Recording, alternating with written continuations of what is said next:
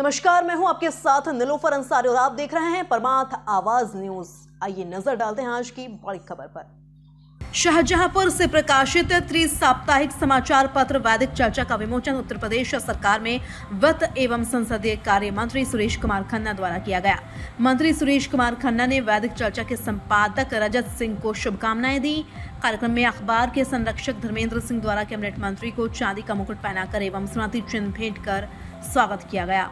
इस कार्यक्रम में पूर्व जिला पंचायत अध्यक्ष वीरेंद्र पाल सिंह यादव, भाजपा महानगर अध्यक्ष शिल्पी गुप्ता, पति ब्लॉक प्रमुख मुनेश्वर सिंह सिंधौली, भाजपा नेता अरुण कुमार मिश्रा, तरुण शर्मा, दैनिक प्रमाथ आवाज समाचार पत्र संपादक डॉक्टर अभिषेक दीक्षित, पत्रकार Narendra Singh, Nation This Week समाचार पत्र संपादक रमेश सिंह, पत्रकार अनिरुद्ध द्विवेदी, अर्पित मिश्रा, अभिषेक सिंह, धर्मेंद्र सिंह, अनुज सिंह, सत्येंद्र सिंह आदि लोग मौजूद रहे। अनिरुद्ध द्विवेदी की रिपोर्ट।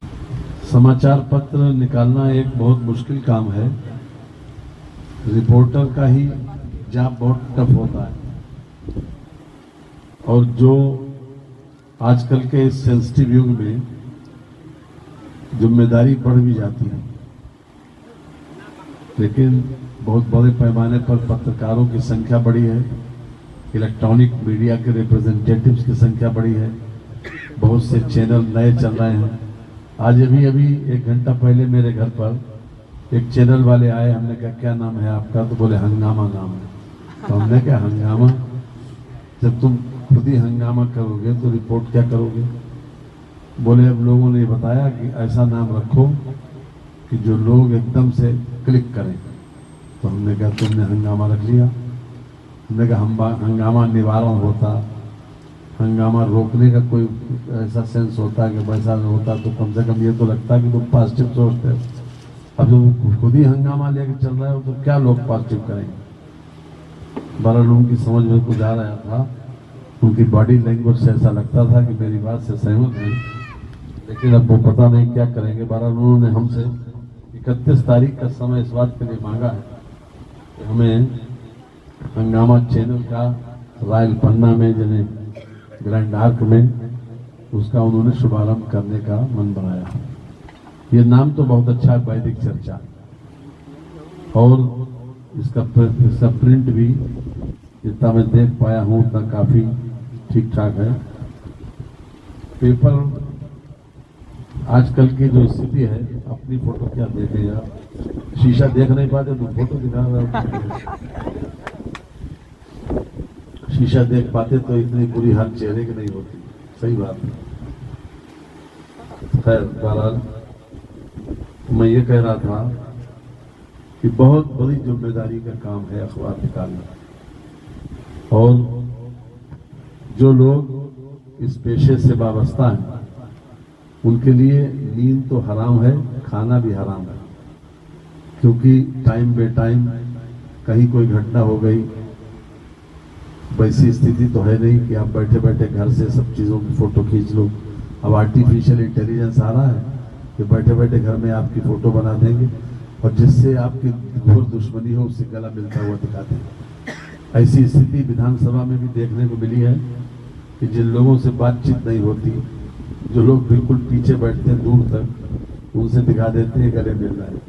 मुख्यमंत्री का दिखा दिया कि श्रीमान उनसे गले मिल रहे हैं, हमारे नेता प्रतिपक्ष से। अब बताइए इतने दूर है वो गले मिल रहे हैं। आर्टिफिशियल इंटेलिजेंस में सब चीज आर्टिफिशियल बन सकती है। आपका चेहरा, आपकी शक्ल सूरत, आपके परिवार की शक्ल सूरत बिल्कुल वैसे बन सकती है। और उसके बाद वो जब फ्रीज हो गया, हमारे एक मित्र थे जनार्दन द्विवेदी जी, वो रमाकांत दीक्षित जी के भाई थे, वो उन्होंने उस अखबार को ऐसी स्थिति ला दी कि वो फ्रीज करना पड़ा। उसका जब रजिस्ट्रेशन ऑफ हो गया तो हमने चेतावनी निकाली और काफी दिनों तक 5 साल तक उसको हमने चलाया, सन 85 तक। 85 के बाद एक हादसा हो गया, तब से वो अखबार बंद हो गया और मैं वकालत करने लगा। मैंने इंडियन मास कम्युनिकेशन से जो डिप्लोमा किया था, उसमें फिर मैंने बाहर एडमिशन लिया जाके यूएसए में।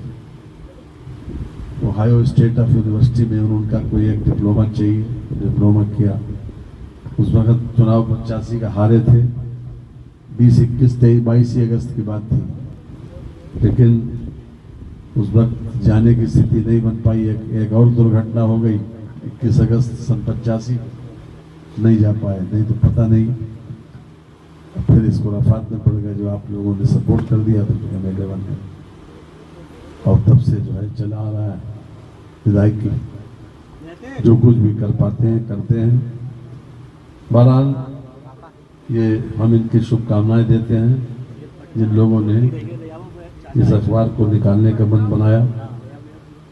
और वैदिक चर्चा नाम तो रखा है इस इन्होंने, लेकिन आजकल वेदों के ज्ञाता बहुत कम रह गए और जो कुछ भी, चाहे वो ऋग्वेद हो, दुनिया का सबसे पुराना वेद माना जाता है ऋग्वेद, यजुर्वेद, सामवेद, ये सबकी जो पढ़ाई है वो भी बहुत मुश्किल। हृदयनाथ दीक्षित जी हैं, हमारे बहुत मित्र हैं, वो विधान परिषद में नेता रहे और हमने कई बार उनको जनपद रत्न कार्यक्रम में बुलाया।